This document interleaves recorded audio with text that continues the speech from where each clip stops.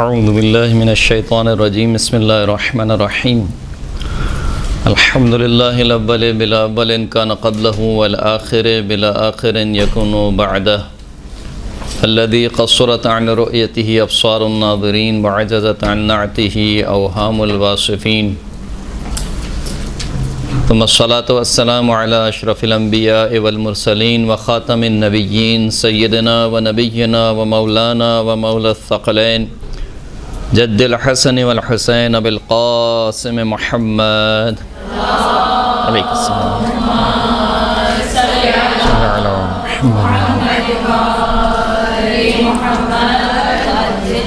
وعلى آلہ الطیبین الطاہرین المعصومین الذین اذهب اللہ عنہم الرجس وطہرہم تطہیرا صلی اللہ علیہ وسلم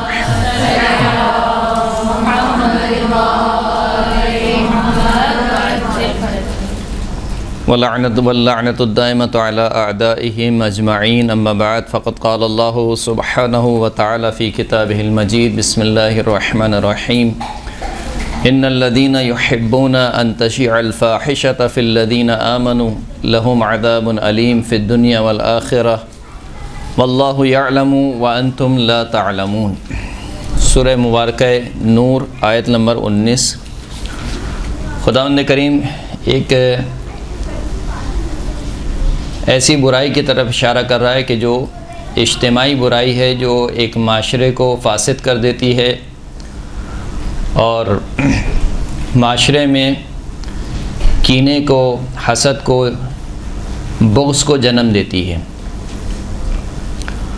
ارشاد ہو رہا ہے کہ ان الذین یحبون ان تشیع الفاحشۃ فی الذین آمنوا، بے تحقیق وہ لوگ جو اس بات کو پسند کرتے ہیں کہ بری باتیں، برے کام، لوگوں کے عیوب مومنین میں ان کی اشاعت کی جائے۔ یعنی کیا مطلب؟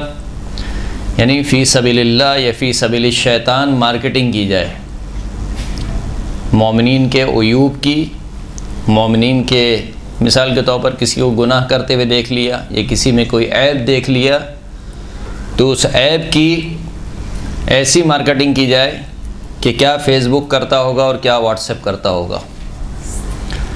بے تحقیق جو لوگ پسند کرتے ہیں اس بات کو کہ اشاعت کی جائے فاحشہ یعنی برے کاموں کی، فی الذین آمنوا، صاحبان ایمان میں، لہم عذاب علیم، ایسے افراد کے لیے دردناک عذاب ہے۔ اور یہ دردناک عذاب فقط آخرت میں نہیں ہے، فی الدنیا والآخرہ، دنیا میں بھی ان کے لیے دردناک عذاب ہے، آخرت میں بھی ان کے لیے دردناک عذاب ہے۔ واللہ یعلم وانتم لا تعلمون، خداوند کریم جانتا ہے اور تم نہیں جانتے۔ ایک جو آج کل کے معاشرے میں ایک برائی ہے جو بہت زیادہ پھیل رہی ہے، بالخصوص جب سے یہ سوشل میڈیا ہر ایک کے ہاتھ میں آ گیا ہے، لوگوں کے عیوب کو پھیلانا۔ جیسے ہی کسی کی کوئی بات پتہ چلی، بلا تحقیق کیے، بلا سمجھے، ایک نے دوسرے کو فارورڈ کیا، دوسرے نے تیسرے کو فارورڈ کیا، تیسرے نے چوتھے کو فارورڈ کیا، اپنے فیس بک پیج پہ لگا دیا مثال کے طور پر، بغیر کسی تحقیق کے۔ یہاں تک کہ آج کل تو ہم دیکھتے ہیں کہ ایسی احادیث بھی فیس بک پہ گردش کرتی ہیں کہ جن کا کوئی ماخذ نہیں ہے، اصل کسی کتاب میں وہ ذکر ہی نہیں ہوئی ہیں، نیچے کسی کتاب کا بھی حوالہ نہیں ہوتا ہے اور اوپر لکھا ہوتا ہے کہ امام جعفر صادق علیہ السلام نے فرمایا، یا فرمان امام علی علیہ السلام، یہ ہیڈنگ لگا کر نیچے حدیث کے نام سے وہ چیز چل رہی ہوتی ہے اور لوگ اس کو آگے سے آگے فارورڈ کر رہے ہوتے ہیں بنا تحقیق کیے ہوئے کہ آیا یہ کسی کتاب میں موجود بھی ہے یا موجود نہیں ہے۔ مثلا ایک حدیث جو بہت ہی بالخصوص محرم کے ایام میں یا 40 کے ایام میں چلتی ہے کہ نمک سے روٹی کھا لینا مگر یہ کہ کربلا کی زیارت کو ترک نہ کرنا۔ اب اس میں کوئی شک نہیں ہے، یعنی کربلا کی زیارت بہت تاکید ہے، امام سید الشہداء امام حسین علیہ السلام کی زیارت بہت زیادہ تاکید ہے، کوئی شک نہیں ہے۔ لیکن آیا یہ حدیث امام نے ارشاد فرمائی ہے یا نہیں فرمائی ہے؟ کوئی کسی ماخذ میں، یعنی ضعیف سے ضعیف کتاب میں بھی آپ کو یہ حدیث نہیں ملے گی۔ لیکن جہاں محرم آتا ہے اور جہاں اربعین آتا ہے وہاں پر یہ احادیث، اس قسم کی احادیث گردش کرنا شروع ہو جاتی ہیں۔ یا مثال کے طور پر خون کا پرسہ دینا، کہ چھٹے امام نے فرمایا کہ جو ہے وہ خون کا پرسہ دیا جائے، کہیں یہ حدیث موجود نہیں ہے۔ اسی طریقے سے ایک کام جو غلط استعمال ہوتا ہے سوشل میڈیا کا، کہ جب کوئی چیک اینڈ بیلنس نہ ہو تو پھر ایک جو غلط استعمال ہے وہ یہ ہے کہ لوگوں کے عیوب کو منتشر کرنا، اشاعت کرنا، اور اس میں ہر ایک حسب توفیق اپنا حصہ ڈالے سوشل میڈیا کے ذریعے سے۔ یا مثال کے طور پر آج کل جو شادیوں کا سیزن ہے، تو شادیوں میں آپ گئے ہیں اٹینڈ کرنے، مثال کے طور پر ملے ہیں، اب کوئی نہ کوئی تو بات کرنی ہے، تو کیا بات کریں؟ تو کچھ موضوع نہیں ملا تو کیا موضوع ہے کہ فلاں نے یہ کیا، اس کے شوہر نے اس کے ساتھ یہ کیا، وہ فلاں کا جو شوہر ہے اس کو تو جانے ہی نہیں دیتا گھر پہ، اس کی ساس بہت ظالم ہے۔ یہ موضوعات ڈسکس ہو رہے ہیں، جبکہ اصلاً ان کی کوئی ضرورت نہیں ہے۔ چھٹے امام امام جعفر صادق علیہ السلام ارشاد فرماتے ہیں،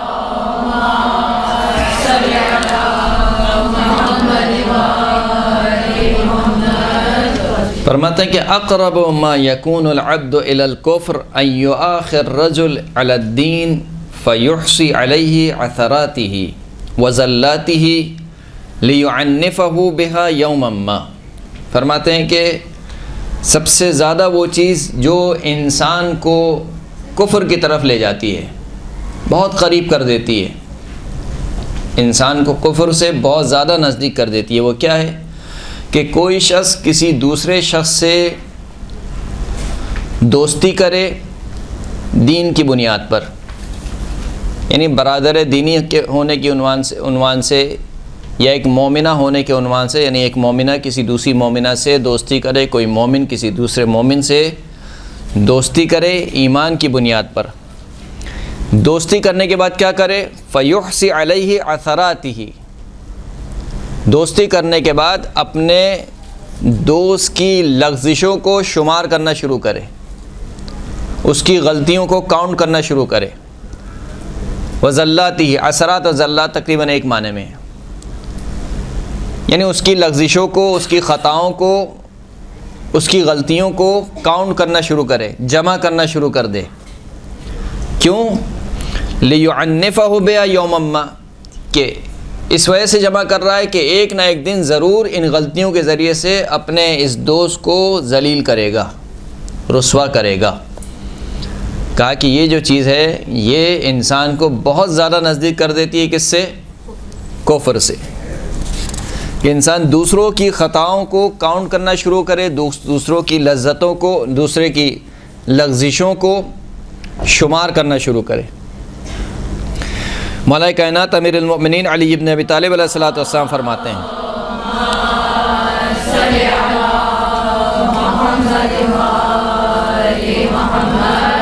فرماتے ہیں کہ یا عبداللہ لا تعجل فی عیب احد بذنبہ، اگر خدا نخواستہ کسی کو گناہ کرتے ہوئے دیکھو تو جلدی نہ کرو۔ جلدی نہ کرو یعنی کیا مطلب؟ یعنی اس کی ملامت کرنے میں، یا اس کو مثال کے طور پر اس کے راز کو فاش کرنے میں، یا اس کے عیب کو بیان کرنے میں جلدی نہ کرو۔ فلا تعجل، لا تعجل فی عیب احد بذنبہ، کسی کی عیب جوئی میں، عیب نکالنے میں، عیب کو بیان کرنے میں جلدی نہ کرو اس کے گناہ کی وجہ سے۔ فلعلہ مغفورا لہ، کہ ہو سکتا ہے کہ ابھی تم نے اس کو گناہ کرتے ہوئے دیکھا ہو اور ابھی تم اس سے جدا ہوئے ہوں، اس نے کوئی ایسا کام کیا ہو کہ اللہ نے اسے بخش دیا ہو۔ یہاں تک کہ روایت میں بھی ہے کہ جب تم سے خدا نخواستہ کوئی گناہ سرزد ہو جائے تو فوراً اس کے بعد کوئی نیکی انجام دو، یہ ایک سبب ہے کہ وہ گناہ بخش دیا جاتا ہے۔ تو عین ممکن ہے کہ تم نے کسی شخص کو دیکھا ہو کہ وہ خدا نخواستہ کسی گناہ میں مبتلا ہے، اور جیسے ہی تم اس سے جدا ہوئے ہو اس نے کوئی ایسا کام کیا ہو کہ جس کی وجہ سے اسے بخش دیا گیا ہو۔ وَلَا تَأْمَنْ عَلَى نَفْسِكَ صَغِيرَ مَعْصِيَةٍ، لیکن خود اپنے نفس کے بارے میں چھوٹے سے چھوٹے گناہ کے بارے میں بھی امان میں نہ رہو، یعنی یہ نہ سوچو کہ ارے یہ تو چھوٹا سا گناہ ہے، سرزد ہو گیا ہے، انشاءاللہ خداوند کریم رحیم ہے، وہ مجھے بخش دے گا۔ یعنی اگلے کے بارے میں یہ سوچو کہ وہ تو بالکل فاسق ہو گیا ہے، فاجر ہو گیا ہے، اپنے بارے میں کیا سوچو کہ انشاءاللہ اللہ بخش دے گا، کہ نہیں۔ وَلَا تَأْمَنْ عَلَى نَفْسِكَ صَغِيرَ مَعْصِيَةٍ فَلَعَلَّكَ مُعَذَّبٌ عَلَيْهِ، تمہیں کیا معلوم کہ شاید تمہیں اسی گناہ کی وجہ سے عذاب دیا جائے، یعنی جس کو تم چھوٹا سمجھ رہے ہو اسی گناہ کی وجہ سے تمہیں عذاب میں مبتلا کیا جائے۔ فَلْيُكَفِّفْ مِنْ عِلْمٍ مِّنْكُمْ عَيْبَ غَيْرِهِ فَلْيُكَفِّفْ مَنْ عَلِمَ مِنْكُمْ عَيْبَ غَيْرِهِ لِمَا يَعْلَمُ مِنْ عَيْبِ نَفْسِهِ، پس اگر تم میں سے کوئی شخص کسی کے عیب پر واقف ہو جائے، کسی کو معلوم ہو جائے کہ فلاں شخص میں یہ عیب پایا جاتا ہے، اس نے یہ گناہ انجام دیا ہے، تو اسے چاہیے کہ پاک دامنی کا سہارا لے، اپنی زبان کو بند کر کے رکھے۔ کس وجہ سے؟ لما یعلم من عیب نفسی، جب اس کے عیب کو دیکھے تو اس کے عیب کو دیکھنے کے بعد اپنے عیب کو یاد کرے کہ اگر اس میں ایک عیب ہے تو میں نہ جانے مجھ میں کتنے عیب پائے جاتے ہیں، لہٰذا اس کے ایک عیب کو لے کر نہ بیٹھے بلکہ اپنے عیوب کو یاد کرے۔ وَلْيَكُنِ الشُّكْرُ شَاغِلًا لَهُ عَلَى مُعَافَاتِهِ مِمَّا ابْتَلَىٰ بِهِ غَيْرُهُ۔ مولا فرماتے کہ تم مثال کے طور پر بہت زیادہ فارغ ہو، مصروفیت ڈھونڈ رہے ہو، مصروف رہنے کے لیے یہی کافی ہے کہ تم شکر میں مبتلا ہو جاؤ، اپنے آپ کو اللہ کے شکر بجا لانے میں مصروف کر لو۔ کس چیز کے اوپر شکر؟ اس چیز کے اوپر شکر کہ جب تم کسی دوسرے کو دیکھ رہے ہو کہ اس میں فلاں عیب پایا جاتا ہے، تم میں نہیں پایا جاتا ہے، اسی بات پہ شکر کرو کہ پروردگار فلاں شخص تو مبتلا ہے اس عیب میں، تیرا شکر ہے کہ میں اس عیب میں مبتلا نہیں ہوں، تیرا شکر ہے۔ یہاں تک کہ کئی ایک روایت میں آیا کہ جب کسی بیمار کی عیادت کرنے کے لیے جاؤ، کسی مریض کی عیادت کرنے کے لیے جاؤ، اسے دیکھنے کے لیے جاؤ، تو جا کر 3 مرتبہ اس کے پاس یہ کہو، اس طریقے سے کہو کہ وہ سن نہ پائے، مریض نہ سن پائے، کہو کہ پروردگار تمام تعریفیں تیرے لیے ہیں کہ تو نے مجھے تندرستی عطا کی اس مرض سے کہ جس میں تو نے اس مریض کو مبتلا کیا۔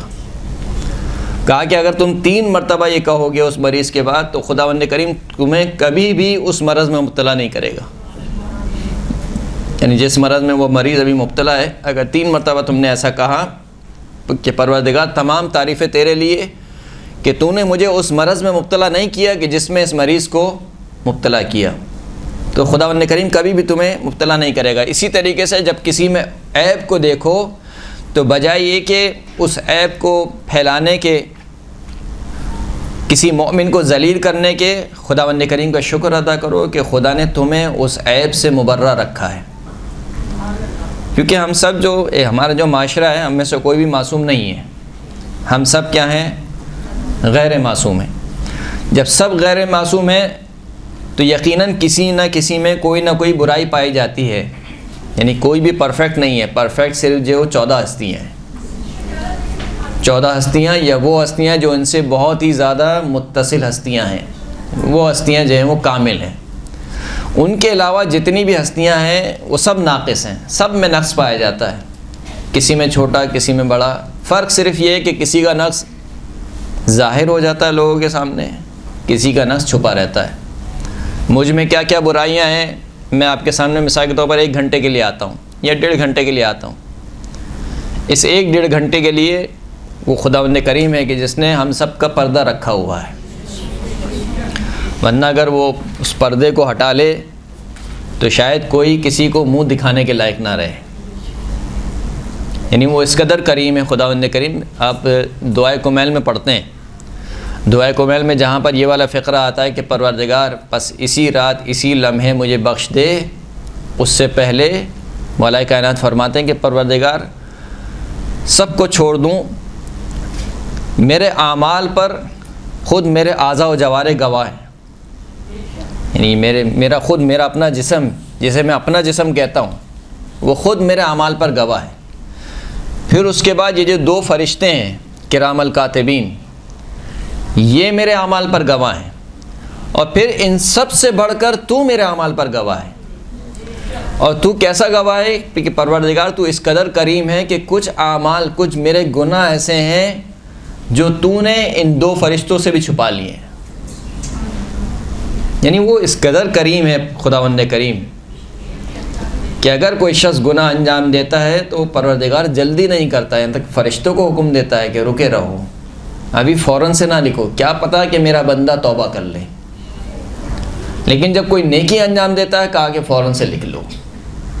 تو وہ خداوند کریم اس قدر کریم ہے کہ وہ اپنے فرشتوں کو بھی کہتا ہے کہ اے فرشتوں، کچھ گناہ اس بندے کے ایسے ہیں کہ جو میں نے تم لوگوں سے بھی چھپا کے رکھے، یعنی تم فرشتوں سے بھی چھپا کے رکھے ہیں۔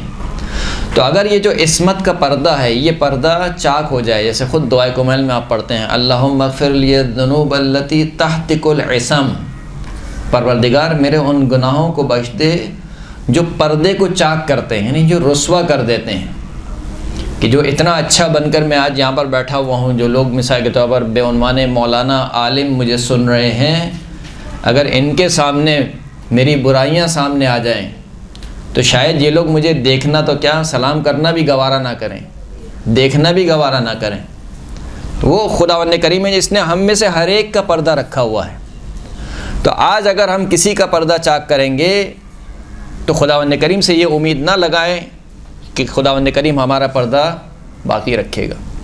جب ہم نے کسی کی پردہ دری کی ہے تو پھر خداوند کریم عادل ہے، وہ نہیں چھوڑے گا، اور جب خدا رسوا کرے گا تو فقط دنیا میں رسوا نہیں کرے گا، دنیا میں بھی رسوا کرے گا، آخرت میں بھی رسوا کرے گا۔ صلوات پڑھیں محمد و آل محمد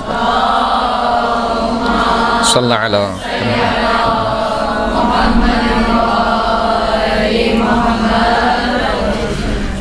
امام فرماتے ہیں کہ یا ایھا الناس طوبی لمن شغلہ عیبہ عن عیوب الناس،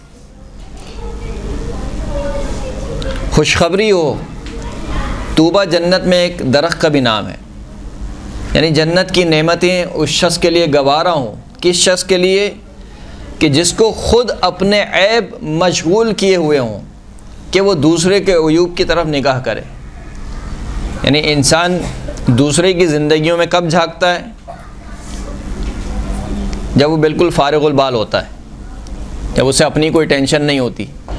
اگر آپ 24 گھنٹے مصروف ہیں تو یقیناً آپ کو کسی کا نہیں پتہ ہوگا، نہ رشتہ دار کا پتہ ہے نہ پڑوسی کا پتہ ہے، کیونکہ آپ 24 گھنٹے کے لیے مصروف ہیں۔ آواز آ رہی ہے؟ امام فرماتے ہیں خوشخبری ہو ایسے شخص کے لیے، طوبہ ہو، جنت کا جو درخت ہے، جنت کی نعمتیں گوارا ہوں ایسے شخص کے لیے کہ جس کے خود عیوب اس کو مشغول کر دیں اس سے کہ وہ دوسرے کے عیوب کا تلاش کرے۔ یعنی قبل اس کے کہ میں یہ دیکھوں کہ اس نے کیسی ساڑی پہنی ہے، وہ کیسی ساڑی پہن کے آئی تھی، وہ کیسے کپڑے پہن کے آئی تھی، وہ اپنے گھر میں کیا کرتی ہے کیا نہیں کرتی ہے، اس سے بہتر یہ کہ میں خود اپنے آپ کو دیکھوں کہ میری زندگی کیسے گزر رہی ہے، میری صبح و شام کس عالم میں گزر رہے ہیں۔ اگر میرے صبح و شام اس حالت میں نہیں گزر رہے ہیں کہ جس کو میں دوسرے کے لیے عیب شمار کر رہا ہوں، تو پھر کیسے ممکن ہے کہ ایک ایسی چیز کہ جس کو میں دوسرے کے لیے عیب شمار کروں اور اپنے لیے عیب شمار نہ کروں؟ تو اس سے بڑھ کر کیا ناانصافی ہوگی کہ انسان دوسرے کے لیے ایک چیز کو عیب شمار کرے، ایک خصلت کو عیب شمار کرے۔ میری اگر کوئی برائی کرے تو مجھے بہت برا لگتا ہے، لیکن میں اگر کسی کی برائی کروں تو کہا جاتا ہے کہ میں برائی تھوڑی کر رہی ہوں، میں تو ایک ایسی بات کر رہی ہوں۔ بقول فارسی میں محاورہ بہت مشہور ہے، یعنی کوئی شخص کسی کی غیبت کر رہا ہوتا ہے اور ساتھ ساتھ کہتا جاتا ہے ہاں غیبت نہ شے، غیبت نہ شے، یعنی دیکھو، یعنی غیبت نہیں ہو لیکن یہ بات ہے، یعنی خدا نہ خواستہ میں غیبت نہیں کر رہی ہوں اس کی، لیکن اس میں یہ بات ہے، وہ یہی تو غیبت ہے۔ یہی غیبت ہے. نہیں زبان سے آپ کہہ رہے ہیں کہ خدا نخواستہ غیبت نہ ہو جائے کسی کی، یہ کہہ کر آپ کہہ رہے ہیں کہ وہ اس میں فلاں فلاں باتیں پائی جاتی ہیں. تو ایک عیب جو خود کسی دوسرے میں پایا جاتا ہے اس کو آپ عیب شمار کرتے ہیں. کیسے ممکن ہے کہ آپ خود اپنے نفس کے لیے اس کو عیب شمار نہ کریں؟ کسی کی برائی کرنا، کسی کی غیبت کرنا، کسی کو ذلیل کرنا، کسی کی تذلیل کرنا، جب یہ دوسرے کے لیے عیب ہے تو یقیناً آپ کے لیے بھی کیا ہے؟ عیب ہے. چھٹے امام سے یہ روایت ہے، چھٹے امام نے اپنے ایک صحابی ہیں عبداللہ ابن جندب، ان کو بہت پیاری وصیتیں کی ہیں اور ایک تھوڑی سی طولانی ہیں یہ وصیتیں. ان وصیتوں میں ایک وصیت یہ تھی کہ امام نے فرمایا کہ حضرت عیسیٰ علیہ السلام نے اپنے حواریوں سے پوچھا، اپنے اصحاب سے پوچھا کہ یہ بتاؤ کہ اگر تم کہیں سے گزر رہے ہو اور تمہارا کوئی مومن بھائی بیٹھا ہوا ہو یا سو رہا ہو مثال کے طور پر، اور خدا نخواستہ اس کی شرمگاہ برہنہ ہو جائے تو تم کیا کرو گے؟ تو سب نے کہا کہ ہم اس کا کپڑا اس کے اوپر ڈال دیں گے، یعنی جو بھی لباس اس نے پہنا ہوا ہے ہم اس کی شرمگاہ کو ڈھانپ دیں گے. کہا کہ نہیں، تم ایسا نہیں کرتے ہو، تم برہنہ کو اور ننگا کرتے ہو. تو وہ حیران ہو گئے کہ حضرت عیسیٰ کیا کہنا چاہ رہے ہیں. پوچھا کیف ذالک، کہا یہ کیسے ممکن ہے؟ کہا جب تم میں سے کسی کو پتہ، کسی کے عیب کا پتہ چلتا ہے تو بجائے عیب کے چھپانے کے 2-4 اور لگا کے پیش کرتے ہو. یعنی ایک تو وہ عیب ہے جو پایا جاتا ہے اس میں، وہ صحیح ہے، وہ تو عیب ہے. عیب کے ساتھ جو گرم مسالہ اور چاٹ مسالہ اس میں ڈال کے پیش کیا جاتا ہے، 4 اور لگا کے پیش کیا جاتا ہے. کہا کہ یہ ہے کہ تم بجائے اس کو، اس کے شرمگاہ کو ڈھانپنے کے، اس کو اور برہنہ کرتے ہو. فرمایا کہ قال عیسیٰ ابن مریم طوبی لمن جعل بصرہ فی قلبہ، فرمایا کہ جنت کی نعمتیں اس شخص کے لیے ہوں کہ جس کی بصیرت خود اس کے دل میں ہو. یعنی وہ بجائے دوسرے کے عیوب کو دیکھنے کے خود اپنے نفس کو دیکھے، اپنے کردار کو دیکھے. ولم یجعل بصرہ فی عینہ، ایسا شخص کہ جس کی بصارت کو اس کی آنکھ میں نہیں بلکہ اس کے دل میں رکھا ہو. یعنی کیا مطلب؟ یعنی وہ ظاہری آنکھوں سے ہر ایک کو نہ دیکھے بلکہ اپنے دل کی آنکھوں سے، بصیرت کی آنکھوں سے لوگوں کو دیکھے. لا تنظروا فی عیوب الناس کالارباب، یہ بڑا اہم جملہ ہے. کہا کہ لوگوں کے عیوب کو ارباب کہتے ہیں، رب کی جمع ہے. الحمدللہ رب العالمین، رب کی جمع کیا ہے؟ ارباب. یعنی خدا بن کے لوگوں کے عیوب کو نہ دیکھو. ہم کیا ہو جاتے ہیں؟ مساوقات خدا بن جاتے ہیں، لوگوں کے خدا بن جاتے ہیں. کہا کہ لوگوں کے خدا بن کر لوگوں کے عیوب کی طرف نگاہ نہ کرو. وانظروا فی عیوبکم کہیئۃ العبد، خود اپنے عیوب کو دیکھو کس طریقے سے؟ جیسے ایک بندہ، ایک غلام اپنے آپ کو دیکھتا ہے. انما الناس رجلان، لوگوں کی 2 ہی قسمیں، مبتلا و معاف. مبتلا و معاف، ایک وہ شخص ہے جو کسی عیب میں مبتلا ہے اور دوسرا وہ شخص ہے کہ جس میں وہ عیب نہیں پایا جاتا ہے. یعنی ہم میں سے ہر ایک مبتلا بھی ہے اور معاف بھی ہے. مجھ میں جو عیب ہیں شاید ان میں سے بعض عیب آپ میں نہ ہوں. اسی طریقے سے کسی دوسرے میں اگر کوئی عیب ہیں تو وہ عیب مجھ میں نہیں ہوں گے. تو ہم میں سے ہر ایک مبتلا بھی ہے، ہر ایک معاف بھی ہے. فرحم المبتلا واحمد اللہ علی العافیہ، بس جب کسی مبتلا شخص کو دیکھو تو اللہ کا شکر ادا کرو. کس بنا پر اللہ کا شکر ادا کرو؟ کہ اس عیب میں خداوند کریم نے تم کو مبتلا نہیں کیا. وہ عیب جو اس میں پایا جاتا ہے وہ تم میں نہیں پایا جاتا. بس اس مبتلا پر رحم کرو اور عافیت پر اللہ کی حمد اور اللہ کا شکر ادا کرو. ملائکہ کائنات امیر المؤمنین علی ابن ابی طالب علیہ السلام صلی اللہ علی محمد و علی محمد، اپنے فرزند امام حسین علیہ السلام کو وصیت کی کہ وَعْلَمْ اَيْ بُنَيَّ أَنَّهُ مَنْ أَبْصَرَ عَيْبَ نَفْسِهِ شَغَلَ عَنْ عَيْبِ غَيْرِهِ، اے میرے بیٹے، جو شخص بھی خود اپنے نفس کے عیب کو دیکھنے میں مشغول ہو جائے گا وہ دوسروں کے عیوب پر نگاہ کرنے سے مصروف ہو جائے گا، یعنی وہ دوسروں کے عیوب کو دیکھنے کے بجائے خود اپنے عیوب میں کو سنوارنے میں، اپنے عیوب کو دیکھنے میں مبتلا ہوگا۔ ای بنی من نظر فی عیوب الناس ورضی لنفسہ بہا فذلک الاحمق بعینہ۔ اے میرے بیٹے، میں تمہیں بتاؤں احمق کسے بولتے ہیں؟ اپنی زبان میں اس کا ترجمہ کر رہا ہوں اس حدیث کا۔ میں بتاؤں تمہیں احمق کسے کہتے ہیں؟ کہ احمق وہ شخص ہے کہ جو لوگوں کے میں تو عیوب تلاش کرے لیکن اسی عیب کو اپنے لیے جائز شمار کرے، اپنے لیے اسی عیب کے لیے راضی ہو، لیکن لوگوں کے لیے کہے کہ اس میں یہ عیب پایا جاتا ہے، اس میں یہ عیب پایا جاتا ہے، اس میں یہ عیب پایا جاتا ہے، اور خود اس عیب میں مبتلا ہو جبکہ وہ اس کے نظر نہ آئے۔ محاورہ بھی ہے کہ دوسرے کی آنکھ کا کیا کہتے ہیں، اپنی آنکھ کا شیطیر بھی نظر نہیں آتا اور دوسرے کی آنکھ کا تنکا بھی نظر آ جاتا ہے۔ تو جو ایسا شخص ہو، مولا فرماتے ہیں کہ فذالک الاحمق بعینہ، یہی وہ شخص ہے کہ جو احمق کہے جانے کے لائق ہے، کہ دوسرے کے جو عیوب ہیں ان کو عیب شمار کرے لیکن اپنے متعلق انہی عیوب کے لیے، اپنے متعلق کیا، اپنے نفس کے لیے انہی عیوب سے راضی ہو اور اس کو عیب شمار نہ کرے۔ چھٹے امام سے روایت ہے کہ ان للہ تبارک و تعالی علی عبدہ المؤمن 40 جنہ۔ یہ بڑی خوبصورت روایت ہے۔ مولا فرماتے ہیں کہ خداوند کریم کی جانب سے اپنے بندہ مومن کے لیے 40 زرہ ہیں۔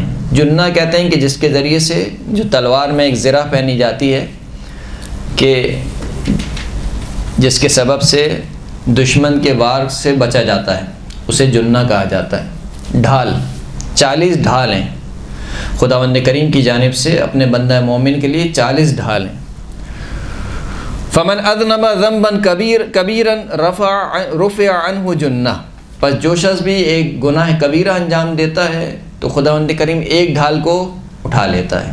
اب کتنی بچ گئیں؟ 40 تھیں، 40 کے بعد کتنی بچ گئیں؟ 39۔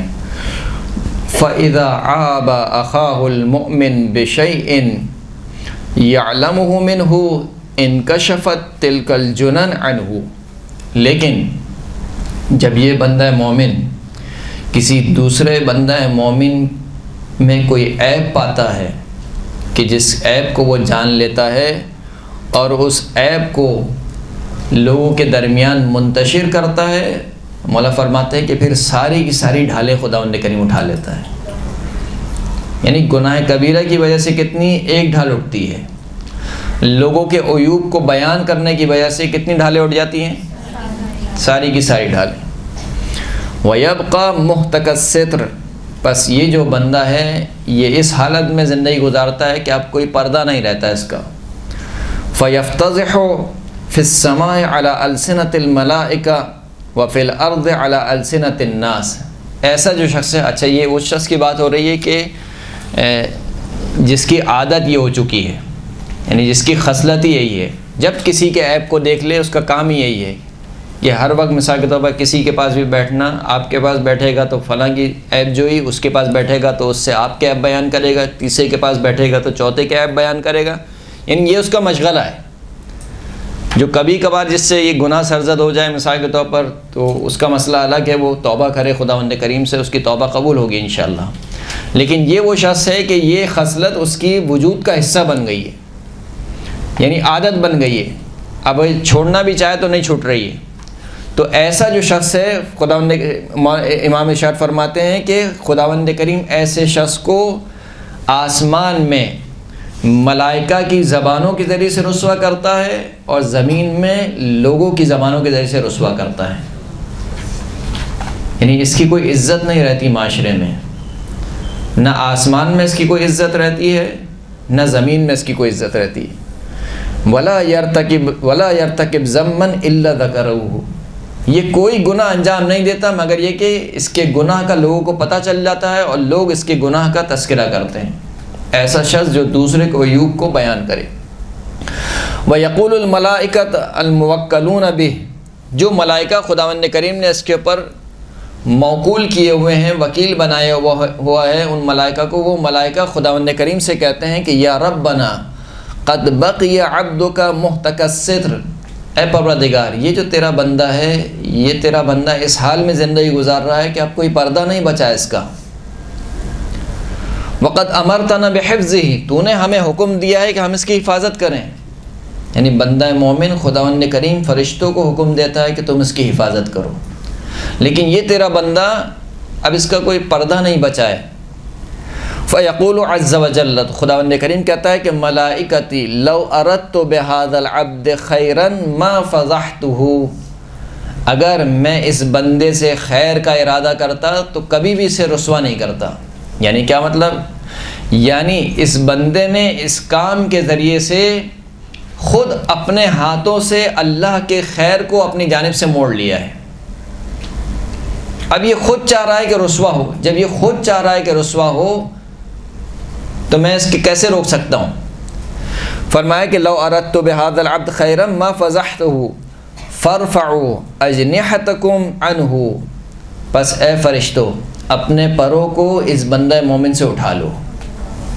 فوعزتی لا یؤول بعدہا الی خیر ابدا، یہ بندہ اس کے بعد اب کبھی بھی خیر کی طرف نہیں لوٹے گا۔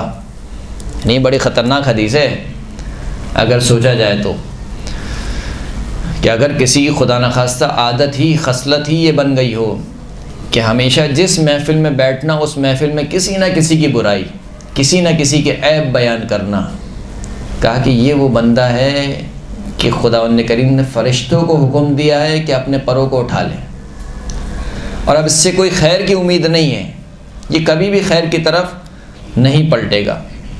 حشام سے روایت ہے، چھٹے امام سے فرماتے ہیں کہ من قال فی مؤمن ما رأت عیناہ وسمعت اذناہ کان من الذین قال اللہ، وہ شخص جو کسی مومن کے بارے میں ایسی بات کہے جو اس نے آنکھ سے دیکھی ہو اور کانوں سے سنی ہو، تو یہ ان لوگوں میں سے ہے کہ جو خداوند کریم نے ارشاد فرمایا کہ ان الذین یحبون ان تشیع الفاحشۃ فی الذین آمنوا لہم عذاب علیم فی الدنیا والآخرہ، یہ اس آیت کا مصداق ہے۔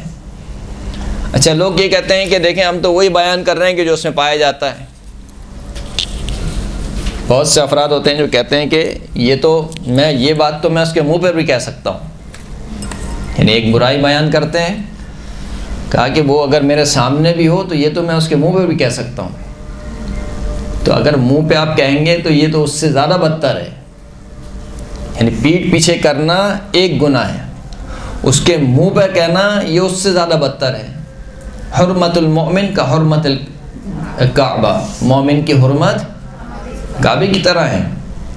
ایک مومن کی حرمت کو پامال کرنا، مومن کے ذلیل کرنا، اس کو رسوا کرنا، اس کو حقیر کرنا، یہ اس سے بھی بڑھ کر ہے کہ آپ اس کی غیبت کر رہے ہیں۔ ابھی کم از کم وہ حاضر نہیں ہے اس کے سامنے، اس کے منہ پر کہنا، تو لہٰذا یہ اس بات کا جواز نہیں بنے گا کہ آپ کہیں کہ یہ کام تو اس کے اندر پایا جاتا ہے، یہ برائی تو اس کے اندر پائی جاتی ہے، وہ برائی تو آپ کو چھپانی ہے، اگر نہیں پائی جاتی تو یہ اس سے بڑھ کر گناہ ہے۔ یعنی آپ ایک ایسی بات کہہ رہے ہیں کہ مومن کے بارے میں جو اس میں پائی نہیں جاتی ہے، وہ برائی جو اس میں پائی نہیں جاتی ہے وہ اس سے بڑھ کر گناہ ہے۔ وہ کیا ہے؟ بہتان ہے۔ تو مومن کو بہتان لگانا، مومن پر، مومن کی غیبت کرنا، مومن کو رسوا اور ذلیل کرنا، یہ تینوں کوئی چھوٹے موٹے گناہ نہیں ہیں۔ بعض گناہ ایسے ہوتے ہیں، بعض کیا بلکہ اکثر گناہ ایسے ہوتے ہیں جو توفیقات کو سلب کر لیتے ہیں، ہمیں معلوم نہیں ہوتا ہے۔ دیکھیں، ہر ایکشن کا ری ایکشن ہے۔ یہ جو کائنات ہے، جو کائنات بنی ہوئی ہے، اس کائنات کا نظام خداوند کریم نے ایسا رکھا ہے کہ اس میں آپ جو عمل انجام دیں گے وہ پلٹ کر آپ کی طرف ضرور آئے گا، چاہے آپ کو معلوم نہ ہو، اس کے ری ایکشن کا آپ کو اندازہ نہ ہو، لیکن وہ آئے گا ضرور آپ کی طرف۔ تو آپ جب کہہ رہے ہیں کہ مثال کے طور پر کسی مومن کو ذلیل کر دیا، کسی مومن کی غیبت کر دی، کسی مومن کو رسوا کر دیا، نعوذ باللہ، کسی مومن پر بہتان باندھ دیا، اس وقت تو بڑا مزہ آتا ہے، کیونکہ زبان کا ایک چٹخارا ہے، بہرحال زبان کا کیا ہے؟ چٹخارا ہے، یعنی انسان کو ان باتوں میں بڑا انجوائے کرتا ہے انسان، سننے والا بھی اور سنانے والا بھی، ٹائم جلدی پاس ہو جاتا ہے، وقت اچھا گزر جاتا ہے۔ لیکن اگر کوئی ایسی بات شروع کر دیں جس میں خود دونوں آپس میں ایک دوسرے کے اصلاح کا کوئی پہلو نکل آئے تو فوراً سے ڈھونڈتے ہیں کہ اچھا میں ذرا اس کے پاس سے ہو جاؤں، اس کے پاس جانا ہے مجھے. یعنی وہ جو محفل ہوتی ہے وہ بور محفل کہلاتی ہے. وہ محفل کہ جس میں ایک دوسرے کی غیبت کی جائے، ایک دوسرے کے عیوب کو بیان کیا جائے، وہ محفل کیا ہے؟ وہ چٹخارے والی محفل ہے. تو بجائے اس کے کہ دوسرے کے عیوب کو تلاش کیا جائے، ضرورت اس بات کی ہے کہ انسان خود اپنے نفس کو دیکھے، خود اپنے عیوب پر نگاہ کرے. اب اپنے عیوب پر نگاہ کیسے ہوگی؟ انسان کیسے اپنے عیوب کو دیکھے گا؟ کچھ راہ حل بتائے ہیں علماء کرام نے کہ یہ 4-5 طریقے ہیں، ان طریقوں سے انسان اپنے عیوب کو دیکھ سکتا ہے. سب سے پہلا توفیق الہی. خداوند کریم اگر آپ کو توفیق ہی نہ دے، یعنی آپ سوچیں کہ ایک انسان کے لیے کتنی بڑی یہ سزا ہے کہ خداوند کریم اس کو اس کے حال پر چھوڑ دے. دعا مانگتے نا ہم کہ پروردگار مجھے پلک جھپکنے کے لیے بھی میرے حال پہ نہ چھوڑ، اس لیے کہ اس نے اگر پلک جھپکنے کے برابر بھی انسان کو اس کے حال پر چھوڑ دیا تو اس سے بڑھ کر کوئی گناہ نہیں ہے، اس سے بڑھ کر کوئی عذاب نہیں ہے.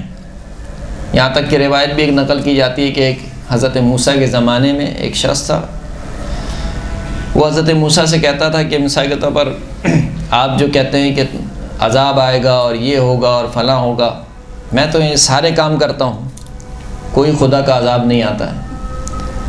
حضرت موسیٰ علیہ السلام پر وحی ہوئی، کہا کہ اس کے لیے اس سے بڑھ کر اور کیا عذاب ہوگا کہ خدا نے اس کو اس کے حال پر چھوڑ دیا ہے. اور جب اس کو کوئی نیک بات بھی اگر کوئی بتلائے تو اس کے پر کوئی اثر نہیں ہوتا ہے. صم بکم عمی فہم لا یفقہون، یہ جو منزل آ جاتی ہے نا، یعنی ختم اللہ کی، جب اللہ مہر لگا دے تو یہ بڑی خطرناک منزل ہے. تو سب سے پہلے انسان توفیق الہی مانگے کہ خداوند کریم مجھے توفیق دے کہ میں اپنے عیوب پر مبتلا ہوں. اس لیے کہ جب مریض کو پتہ ہی نہیں چلے گا کہ میں کسی مرض میں مبتلا ہوں تو اس کی اصلاح کیسے ہوگی؟ اگر میں یہ سمجھوں کہ میں سب سے بہتر فرد ہوں معاشرے میں، مجھ سے اچھا کوئی نہیں، میں نماز شب پڑھنے والا، میں مدرسے میں جانے والا، میں مثال کے طور پر فلاں کام بھی کرتا ہوں، میں اتنے لوگوں کو تبلیغ کرتا ہوں، اتنی میں ریاضت کرتا ہوں، اتنی میں چیریٹی کرتا ہوں، یہ سب کے سب کافی ہیں. کبھی کبھار انسان کے ذہن میں یہ خیالات آتے ہیں کہ انسان اپنے اعمال پر اکتفا کرنے لگتا ہے اور اپنے اعمال کو بہت بڑا شمار کرنے لگتا ہے. جبکہ حضرت لقمان نے اپنے بیٹے کو نصیحت کی کہ میرے بیٹے کہ اگر جن و انس کے برابر بھی نیکیاں انجام دو تب بھی یہ سمجھنا کہ کچھ انجام نہیں دیا، اور اگر جن و انس کے برابر بھی گناہ کر لو تب بھی خدا کی رحمت سے مایوس نہ ہونا، کہ وہ خداوند کریم بہت کریم ہے، اس کی رحمت میرے گناہوں سے کہیں بڑھ کر ہے. تو توفیق الہی، خداوند کریم اس بات کی توفیق دے کہ انسان خود اپنے عیوب کو دیکھے اور اپنے عیوب کو سنوارنے کی کوشش کرے. اذا اراد اللہ بعبد خیرا فقہہ فی الدین وزہدہ فی الدنیا وبصر عیوبہ. جب اللہ کسی بندے سے خیر کا ارادہ کرتا ہے تو اس کو دین میں سمجھ بوجھ عطا کرتا ہے، اس کو دنیا میں بے رغبتی عطا کرتا ہے. دنیا سے بے رغبتی کا مطلب کیا ہے؟ دنیا سے بے رغبتی کا مطلب یہ ہے کہ دنیا اس کا ہم و غم نہیں ہے. دنیا مل جائے تب بھی ٹھیک ہے، نہیں ملے تب بھی کوئی مسئلہ نہیں ہے. وہ دنیا کے لیے زندگی نہیں گزارتا ہے، دنیا میں زندگی گزارتا ہے کس کے لیے؟ آخرت کے لیے. زہدہ فی الدنیا. اور تیسری چیز وبصرہ عیوبہ، خداوند کریم اس کے عیوب کو خود اسے دکھلا دیتا ہے کہ مجھ میں یہ عیب پائے جاتے ہیں، میں یہ کام غلط کرتا ہوں، آج کا جو میں نے پورا دن گزارا ہے اس میں یہ خطائیں مجھ سے ہوئی ہیں. یا مثال کے طور پر کسی محفل میں بیٹھا تھا، کسی سے ایسا مذاق کر دیا کہ بعد میں احساس ہوا کہ یہ مذاق نہیں کرنا چاہیے تھا، اس کی توہین ہوئی ہے مثال کے طور پر. تو اگر یہ آپ کو پتہ ہی نہ چلے کہ آپ نے یہ کام کیا ہے تو آپ اس سے جا کے معافی کیسے مانگیں گے؟ خداوند کریم سے توبہ کیسے مانگیں گے؟ نہیں مانگ سکتے ہیں۔ المؤمن یحتاج الی ثلاثۃ خصال، مومن ہمیشہ 3 باتوں کی طرف محتاج رہتا ہے، یعنی ہمیشہ مومن کو 3 چیزیں چاہیے۔ پہلی چیز کیا ہے؟ توفیق من اللہ، اللہ کی جانب سے توفیق۔ اگر اللہ کی جانب سے توفیق نہ ہو، لولا فضلہ علیکم ما زکا منکم من احد، لولا فضل اللہ علیکم ورحمتہ ما زکا منکم من احد ولکن اللہ یزکی من یشاء۔ خداوند کریم قرآن مجید میں ارشاد فرماتا ہے کہ اگر اللہ کی رحمت، اللہ کا فضل نہ ہو تو تم میں سے کوئی بھی اپنے عمل کو پاک نہیں کر سکتا۔ یعنی کوئی چیمپئن بننے کی کوشش نہ کرے کہ میں نے مثال کے طور پر نماز شب پڑھی، میں گناہوں سے بچ گیا، جہاں پر یہ میں آ جائے وہاں پہ کام خراب ہے۔ میں کیا ہوں؟ میں کچھ بھی نہیں ہوں، سب کچھ اللہ کی توفیق سے۔ اللہ نے مجھے توفیق دی تو میں گناہوں سے بچا، اللہ نے مجھے توفیق دی تو میں نے نماز شب پڑھی، اللہ نے مجھے توفیق دی تو آج میں یہ علم دین حاصل کرنے کے لیے یہاں پر بیٹھا ہوا ہوں، مدرسے آ رہا ہوں، اللہ کی توفیق سے۔ توفیق من اللہ، ایک اللہ کی جانب سے توفیق، پہلی چیز۔ دوسری، وواعظ من نفسہ، خود اس کے نفس کے اندر ایک نصیحت کرنے والا موجود ہو، یعنی اس کے خود دل کی آواز، اس کے ضمیر کی آواز جو بار بار اس کو پکار کر کہتی رہے کہ یہ کام صحیح ہے، یہ کام غلط ہے، یہ کام تم نے صحیح نہیں کیا۔ یہ جو ضمیر کی آواز ہے یہ بسا اوقات گھٹ جاتی ہے، ختم ہو جاتی ہے، مر جاتا ہے انسان کا ضمیر۔ یہ جب انسان کا ضمیر مر جائے تو پھر اس وقت سوائے بدبختی کے اور کچھ نہیں ہے۔ آپ دیکھیں کربلا میں کیا ہوا، اکثر و بیشتر ہم بیان کرتے رہتے ہیں کہ عصر عاشور امام حسین سامنے کھڑے ہیں جن کو کون نہیں پہچانتا ہے، نواسہ رسول ہیں۔ امام نے کئی خطبے دیے ہیں، ایک خطبہ امام نے یہ بھی دیا کہ اے لوگوں دیکھو، پوری روئے زمین پر اگر اس وقت تمہاری نبی کی بیٹی کا کوئی بیٹا موجود ہے تو وہ میں ہوں۔ میں کون ہوں؟ مجھے پہچانو۔ میرے نانا رسول اللہ ہیں جن کا تم کلمہ پڑھتے ہو، میرے چچا جعفر طیار ہیں، جناب حمزہ کا تعلق ہمارے گھرانے سے ہے، مولا کائنات امیر المؤمنین علی بن ابی طالب کا تعلق جو اللہم صلی علی محمد و آل محمد،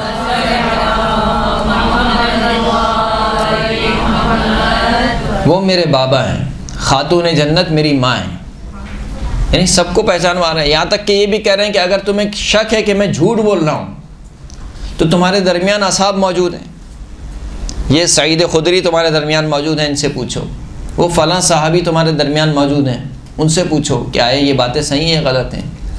اب آپ سوچیں کہ اتنا خطبہ سننے کے بعد بھی کربلا واقع ہو گئی۔ کیوں واقع ہو گئی؟ اس لیے کہ واعظ من نفسی نہیں ہے۔ جب انسان خود کچھ کرنا نہیں چاہتا ہے تو ایک امام معصوم، نبی معصوم بھی اس کو راہ راست پر نہیں لا سکتا ہے۔ پہلا قدم یقیناً آپ کی جانب سے ہوگا۔ جب خود انسان میں استعداد و صلاحیت نہیں ہے تو کتنی ہی بارش کیوں نہ پڑتی رہے وہ بنجر زمین کی مانند ہے۔ اللہ کی رحمت، اللہ کے ہادی کی ہدایت بارش کے قطروں کی طرح ہے، وہ ہر ایک کے لیے۔ خداوند کریم نے اپنے رسول کو پوری دنیا کے لیے رسول بنا کر بھیجا ہے، حتیٰ کہ وہ کافر اور مشرکین جو رسول اللہ کو نہیں مانتے ہیں ان کے لیے بھی رسول ہیں۔ وہی خطبہ جو ایک مسلمان سن رہا ہے وہی خطبہ مشرک سن رہا ہے، وہی قرآن کی آیتیں جو ایک مسلمان سن رہا ہے وہی قرآن کی آیتیں ایک مشرک بھی سن رہا ہے۔ تو آخر کیا ہے کہ اس کے اوپر اثر ہو رہا ہے، اس کے اوپر اثر نہیں ہو رہا ہے۔ یعنی کوئی تبت یدا ابی لہب کا مصداق بن رہا ہے اور کوئی سلمان منا اہل البیت کا مصداق بن رہا ہے۔ کیوں ہے ایسا؟ ایسا اس وجہ سے کہ استعداد نہیں ہے، صلاحیت نہیں ہے، اپنی دل کی زمین کو بنجر کر لیا ہے۔ جب بنجر کر لیا ہے تو امام معصوم، نبی معصوم، رسولوں میں سب سے افضل ہستی بھی اگر کسی کو ہدایت دینا چاہے نہیں دے سکتی۔ انک لا تہدی من احببت ولکن اللہ یہدی من یشاء، اے حبیب آپ جسے چاہے ہدایت نہیں دے سکتے مگر اللہ ہے کہ جسے چاہتا ہے ہدایت دیتا ہے۔ تو واعظ من نفسی، خود اپنے اندر سے، یعنی ابھی جو میں اپنی گفتگو کر رہا ہوں یا میرے بعد جو بھی علماء یہاں پر آ کے گفتگو کرتے ہیں یقیناً سب مجھ سے بہتر اور بہت اچھی گفتگو کرتے ہیں اور یقیناً دین کی باتیں ہوتی ہیں، لیکن یہ دین کی باتیں اس وقت تک آپ کے اندر اثر انداز نہیں ہوں گی جب تک آپ خود نہیں چاہیں گے۔ خود سے جب انسان نہ چاہے، خود سے پہلا قدم نہ اٹھائے، والذین جاہدوا فینا لنہدینہم سبلنا، وہ افراد جو ہماری راہ میں کوشش کرتے ہیں، لنہدینہم سبلنا، ہم اپنے راستوں کی طرف ان کی رہنمائی کرتے ہیں۔ کس کا؟ آیت کا ریفرنس تو مجھے خود ڈھونڈنا پڑے گا، مشہور معروف آیت ہے، سورہ ماشاءاللہ حافظہ موجود ہے ہمارے درس میں،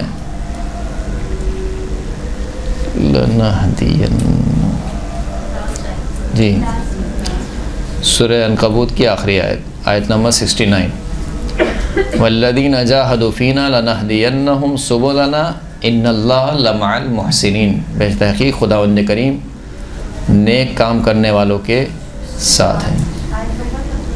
جی 69۔ تو یہ جو خودی میں آنا ہے نا، یہ خودی میں آنا بہت ضروری ہے۔ اب سنتے رہتے ہیں بہرحال واقعات ہیں۔ فضیل بن عیاض کا نام آپ نے سنا ہوگا، فضیل بن عیاض، جو کہ فضیل فے ضاد یہ لام، فضیل بن عیاض جو کہ ڈاکو تھا یا چور تھا، بہرحال کیا تھا، وہ جب گیا ایک جگہ چوری کرنے، یا کہتے ہیں مثال کے طور پر اپنی کسی معشوقہ سے ملنے، جو بھی ہے، بہرحال وہ گیا تو اس نے ایک گھر سے قرآن مجید کی تلاوت کی آواز سنی۔ وہ تلاوت کی آواز کیا تھی؟ کون سی آیت تھی؟ جی الم یعن للذین آمنوا ان تخشع قلوبہم لذکر اللہ، کیا وقت نہیں آ پہنچا ہے کہ صاحب ایمان کے دل اللہ کے ذکر سے خشیت میں مبتلا ہو جائیں۔ اس آیت کا سننا تھا، ایک مرتبہ پوری زندگی اس کی بدل گئی، پوری زندگی بدل گئی، یعنی اب تک لاوالی بن کے زندگی گزار رہا تھا، جیسے ہی اس آیت کو سنا ایک مرتبہ اپنے اندر آیا کہ میں کون ہوں، میں کیا کر رہا ہوں، اور خدا مجھے کس طریقے سے پکار رہا ہے کہ الم یعن للذین آمنوا، کیا صاحبان ایمان کے لیے ابھی بھی وہ وقت نہیں آیا ہے کہ ان کا ذکر خشیت الہی کی وجہ سے خوف میں مبتلا ہو جائے۔ بس اس آیت کا سننا تھا، اس کے بعد اس کی پوری زندگی عارفانہ گزری، پوری زندگی۔ تو یہ واعظ من نفسہ ہی ہونا بہت ضروری ہے۔ جناب حور کی مثال آپ کے سامنے ہے، کیا تھا؟ واعظ من نفسہ، یعنی وہی حور جو یزید کے سپاہیوں میں موجود ہیں، یزید کے سپہ سالار ہیں، اسی طریقے سے نہ جانے کتنے افراد یزید کے لشکر میں موجود ہیں، یزید کے سپہ سالار ہیں، لیکن جو کیفیت حور کی ہے، جناب حور علیہ السلام کی ہے، وہ کیفیت دوسروں کی نہیں ہے۔ کیوں نہیں ہے؟ واعظ من نفسی نہیں ہے، یعنی خود جناب حور کا ضمیر کہہ رہا ہے کہ کیسے ممکن ہے کہ میں نواز رسول کے خون سے اپنے ہاتھ کو رنگین کروں، کیسے ممکن ہے؟ ہو نہیں سکتا ہے۔ لہٰذا حور، جناب حور شب عاشور خیمے میں چکر لگا رہے ہیں کہ کل کیا ہوگا، جنت اور جہنم کے درمیان ہو، اس طرف جنت ہے، یہاں پر جہنم ہے۔ پسر سعد کے پاس آتے ہیں، کیا تو نے واقعاً ارادہ کر لیا، کوئی سبیل نہیں ہے کہ کوئی بیچ کا راستہ نکل جائے؟ کہا نہیں، کوئی سبیل نہیں ہے۔ یزید نے کہا ہے کہ اگر بیعت کرتے ہیں تو کریں، ورنہ تو جنگ ہوگی، اور ایسی جنگ ہوگی کہ سر کٹ کٹ کے گریں گے۔ اور اتنا سننا تھا کہ جناب حور نکلے ہیں اپنے خیمے سے اور منسلک ہو گئے، متصل ہو گئے امام حسین علیہ السلام کے ساتھ۔ تو یہ واعظ من نفسی ہے۔ اسی لشکر میں ایسے افراد موجود ہیں کہ جن کے سامنے امام حسین خطبے دے دے کے تھک چکے ہیں، یہاں تک کہ آخری وقت میں شمر امام حسین کے سینے پر بیٹھا ہوا ہے، یا امام حسین سجدے میں ہیں اور یزید کے سپاہی کوئی قریب نہیں جا رہا ہے۔ پسر سعد کہتا ہے کہ کیا ہو گیا تم لوگوں کو، یہ تو یعنی تقریباً مر چکا ہے، یعنی ختم ہو چکا ہے، اب اس کا کام تمام کرو، کیوں آگے نہیں بڑھتے ہو؟ یہاں تک کہ ایک شخص آگے بڑھتا ہے، امام اپنی آنکھ کو کھولتے ہیں اور کہتے ہیں کہ واپس چلے جا، تو میرا قاتل نہیں ہے۔ پھر ایک شخص آگے بڑھتا ہے، پھر کہتے ہیں کہ نہیں، تو بھی میرا قاتل نہیں ہے۔ اتنے میں شمر آگے بڑھتا ہے، اور شمر کو دیکھ کر امام کہتے ہیں کہ ہاں، میرے نانا نے مجھے خبر دی تھی کہ اس کی جو حالت تھی، اس کی صفت کی، اس کے جلد کی کہ ایسا شخص کہ جس کے جلد پر سفید سفید دھبے ہوں گے، یہ شخص جو ہے مجھے قتل کرے گا۔ یہاں تک کہ آخری وقت میں کہتے ہیں امام حسین کہ کیوں میرے خون سے اپنے ہاتھوں کو رنگین کرتے ہو، مجھے 2 گھٹ پانی پلا دو، میں ضمانت لیتا ہوں، تمہاری شفاعت کروں گا۔ یعنی آخری وقت میں بھی، لیکن اس کے باوجود واعظ من نفسہ ہی نہیں ہے۔ وقبول مما ینصحہ، تیسری چیز، جو شخص نصیحت کرے مومن کو، مومن اس کی نصیحت کو قبول کرے۔ مومن ہمیشہ ان 3 چیزوں کا محتاج ہے: اللہ کی توفیق کا، خود اپنے نفس میں نصیحت کرنے والے کا، خود اس کا نفس، اس کا ضمیر نصیحت کرنے والا ہو، اور جو شخص بھی اس کو نصیحت کرے اس کی نصیحت کو قبول کرے۔ ایک صلوات پڑھیں محمد و آل محمد۔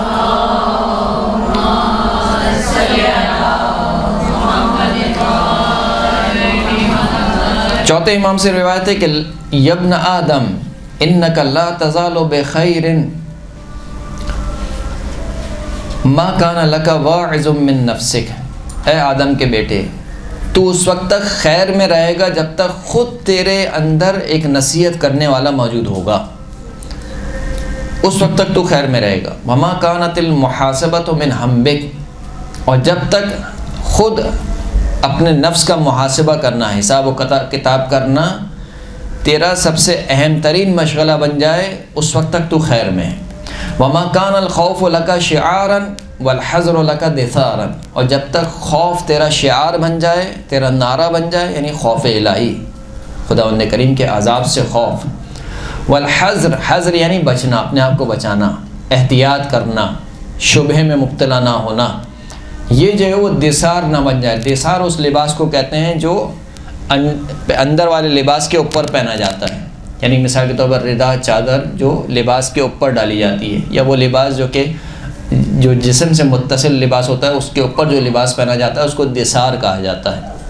کہا جب تک یہ 3-4 کام ہوں گے اس وقت تک تو خیر میں رہے گا۔ تو یہ ایک پہلا طریقہ تھا کہ انسان توفیق الہی طلب کرے کہ پروردگار بجائے اس کے کہ میں دوسرے کے عیوب کو ٹٹولوں، تو خود میرے عیوب کو میرے سامنے لے آ، تاکہ میں مشغول ہی نہ ہوں کسی دوسرے کے عیوب کو دیکھنے میں۔ دوسرا طریقہ کیا ہے؟ دوسرا طریقہ یہ ہے کہ المؤمن مرآۃ المؤمن، مومن مومن کا آئینہ ہے۔ لیکن کیسا آئینہ ہے؟ کہ من وعظ اخاہ سرا فقد زانہ، جس نے مخفیانہ طور پر اپنے مومن بھائی کو نصیحت کی، فقد زانہ، اس نے اس کو خوبصورت بنایا، اس نے اس کو زینت بخشی۔ ومن وعظہ علانیۃ، جس نے بھرے مجمع میں اس کو نصیحت کی، فقد شانہ، تو اس نے اپنے مومن بھائی کی تذلیل کی، تحقیر کی۔ اگر آپ کو کسی کی اصلاح بھی کرنی ہے تو اصلاح کا بھی ایک انداز ہے، ائمہ اطہار کا بھی ایک انداز تھا اصلاح کرنے کا، اسی انداز کو اپنانا پڑے گا، اسی سیرت کو اپنانا پڑے گا کہ جس طریقے سے ائمہ اطہار نے اصلاح کی ہے لوگوں کی۔ شکران کا واقعہ میں شاید سنا چکا ہوں آپ کو۔ شکران جو کہ امام کا چاہنے والا ہے، رسول اللہ کے غلاموں میں سے ایک شخص ہے شکران۔ چھٹے امام کے دور میں یہ کہتا ہے کہ منصور دوانکی کے دربار سے لوگوں کو کچھ عطا مل رہی تھی، خراج مل رہا تھا، کچھ تحفے مل رہے تھے۔ یہ شخص کھڑا ہو گیا دربار کے پاس اور کہا کہ کوئی میری سفارش کرنے والا نہیں ہے۔ اتنے میں دیکھا کہ چھٹے امام تشریف لا رہے ہیں۔ چھٹے امام کو دیکھا، صلوات پڑھیں محمد و آل محمد۔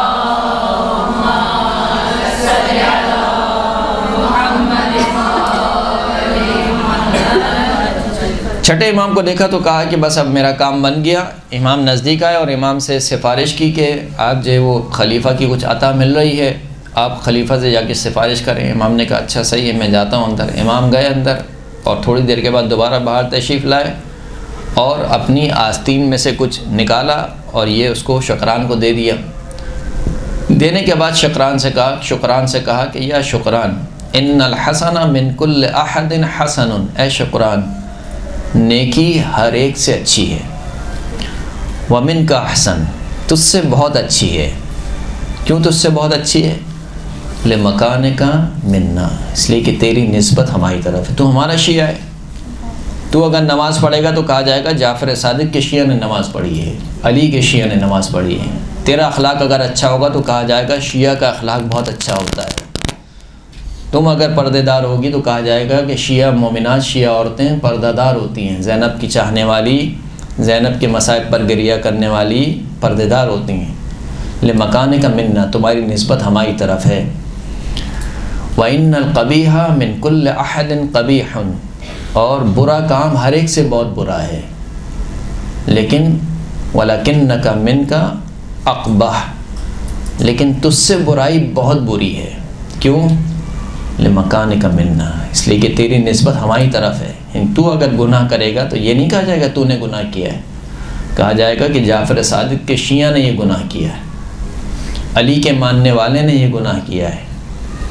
علی کے ماننے والوں کی محفل ایسی ہوتی ہے کہ مکس گیدرنگ ہوتی ہے، اس میں فل آواز میں گانے چلائے جاتے ہیں، نعوذ باللہ.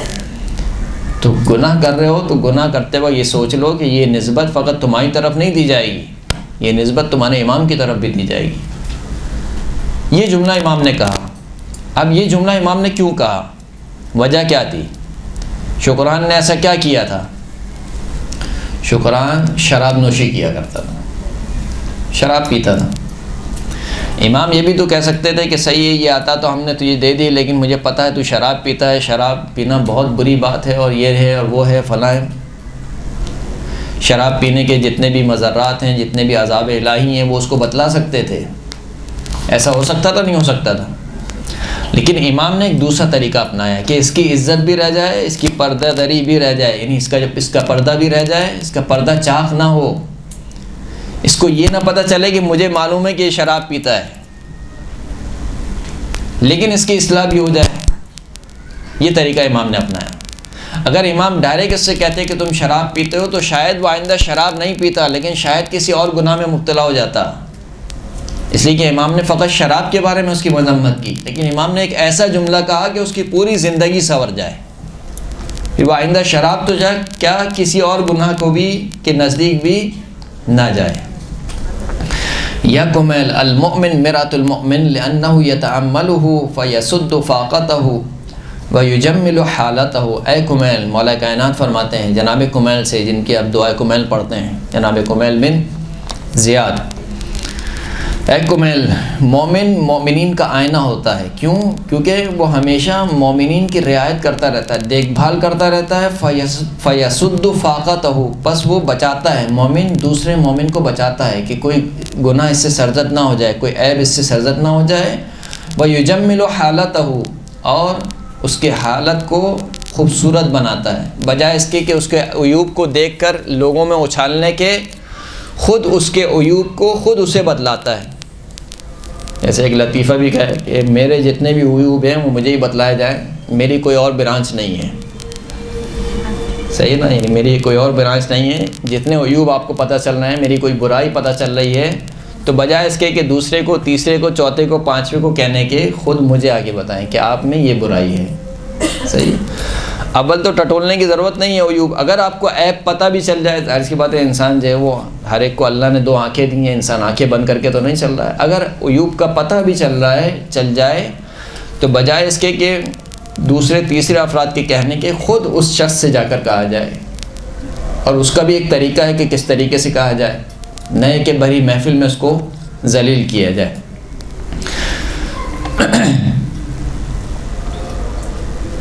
یہ دوسرا طریقہ، یعنی مومن مومن کا آئینہ ہے. یہ ایک دوسرا طریقہ. تیسرا طریقہ، خود مومنین سے درخواست کرنا، یعنی خود ایک شخص دوسرے مومن سے درخواست کرے کہ اگر مجھ میں، میرے کردار میں تمہیں کوئی عیب نظر آئے تو مجھے بتاؤ. یعنی آپ اور میں تو کس کھیت کی مولی ہیں. چھٹے امام جعفر صادق علیہ السلام فرماتے ہیں،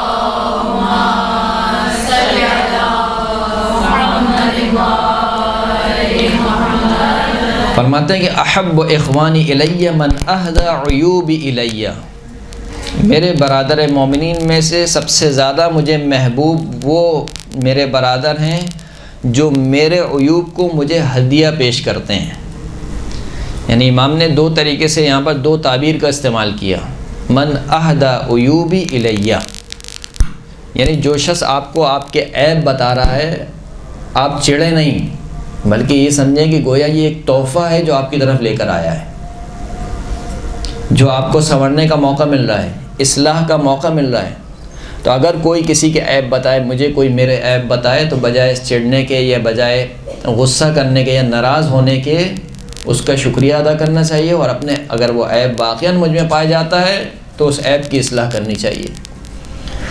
لیکن آثر الناس عندک من اہدی الیک عیبک، مولا ارشاد فرماتے ہیں کہ مولا کائنات کہ تمہارے نزدیک سب سے زیادہ تمہیں محبوب شخص وہ ہونا چاہیے جو تمہارے عیب کو تمہیں ہدیہ پیش کرے، وَأَعَانَكَ عَلَى نَفْسِكَ، اور جو خود تمہارے نفس پر تمہاری مدد کرے، جو تمہاری اصلاح میں تمہاری مدد کرے۔ یہاں تک کہ 7ویں امام سے ایک آخری روایت ہے اور آپ کی زحمت تمام، کہ فرماتے ہیں کہ اپنے زندگی کے اوقات کار کو چند حصوں میں تقسیم کرو، ان میں سے ایک حصہ کیا ہے؟ وساعۃ لمعاشرۃ الاخوان والثقات الذین یعرفونکم عیوبکم، فرماتے ہیں کہ تمہاری زندگی کا ایک حصہ کیا ہونا چاہیے کہ تم اپنے برادران دینی کے ساتھ بیٹھو، قابل اعتماد افراد کے ساتھ بیٹھو کہ وہ تمہیں تمہارے عیوب سے مطلع کریں، وہ افراد تمہیں تمہارے عیوب سے، اچھا اس کا طریقہ وہی ہونا چاہیے جو اوپر بیان ہو گیا ہے کہ کس طریقے سے عیوب سے مبتلا کرنا ہے اگر کوئی عیب دکھ بھی جائے تو۔